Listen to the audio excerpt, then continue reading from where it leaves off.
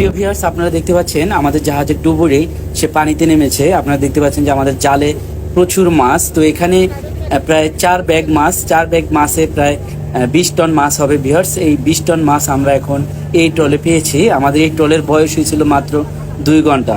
তো আমরা ইকো সাউন্ডারে মাছের ঝাঁক দেখতে পাই এবং ওই ঝাঁকগুলো আমাদের জালে ঢুকাতে আমরা সক্ষম হই। দর্শক, আমাদের এই যে ইকো সাউন্ডারে আপনারা দেখতে পাচ্ছেন, এগুলো হচ্ছে বিভিন্ন মাছের ইকো বা মাছের স্কুল বলা হয়, ফিশ স্কুল। সোজা কথায় বলতে গেলে এগুলো হচ্ছে মাছের ঝাঁক।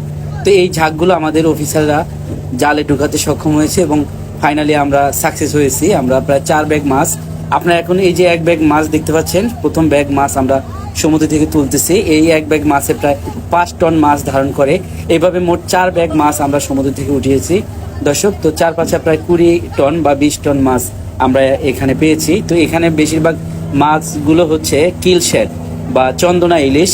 দেখতে অনেকটা ইলিশ মাছের মতো, অনেকটা ঝাটকা ইলিশ বা ছোট ইলিশ মাছের মতো, কিন্তু এগুলো হচ্ছে চন্দনা ইলিশ।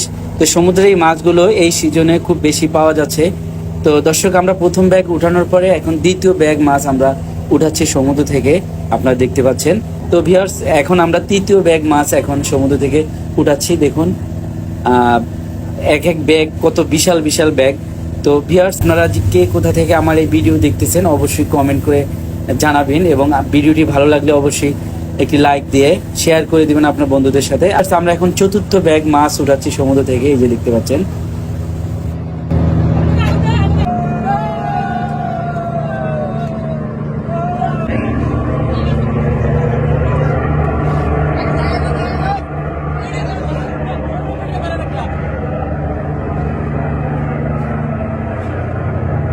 প্রিয় ভিউয়ার্স, অলরেডি সম্পূর্ণ মাছ ডেকে উঠানো কমপ্লিট এবং এখান থেকে কিন্তু অলরেডি প্রায় অনেক মাছ আমাদের সামনের ডেকে চলে গেছে।